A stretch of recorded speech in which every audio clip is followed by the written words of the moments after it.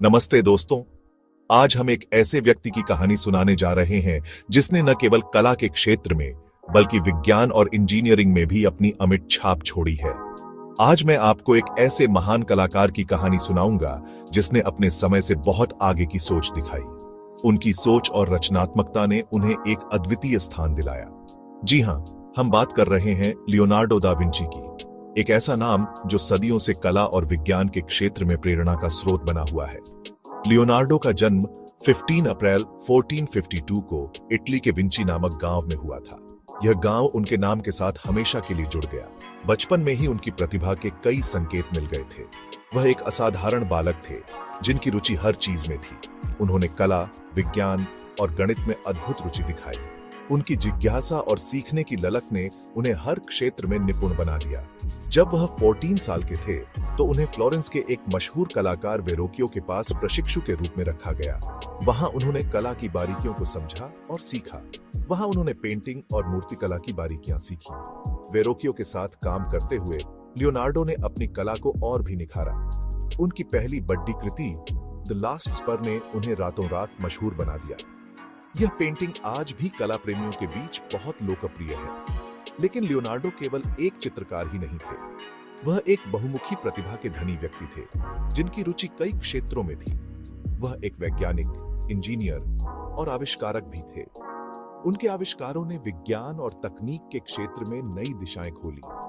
उन्होंने कई अद्भुत आविष्कार किए, जैसे हेलीकॉप्टर का प्रारंभिक मॉडल और युद्ध के उपकरण। उनके डिजाइन्स आज भी वैज्ञानिकों को प्रेरित करते हैं।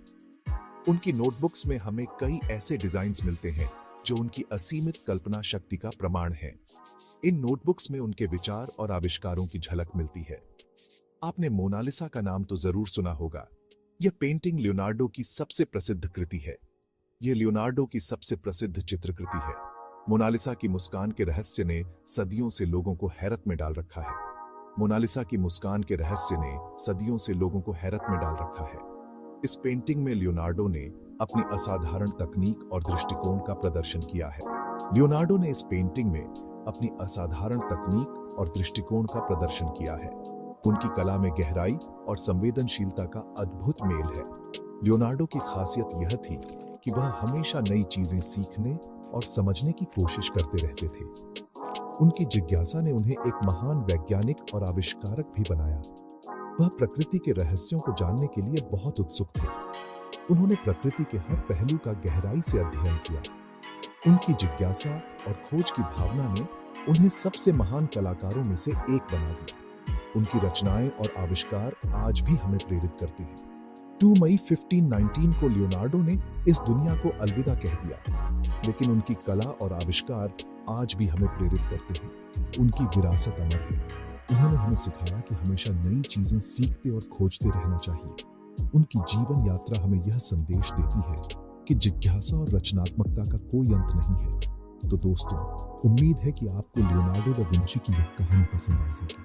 उनकी जीवन यात्रा हमें प्रेरित करती है कि हम भी अपने जीवन में कुछ नया और अद्वितीय करें। ऐसी ही और दिलचस्प कहानियों के लिए चैनल को सब्सक्राइब करें और इस वीडियो को लाइक और शेयर करना न भूलें। धन्यवाद।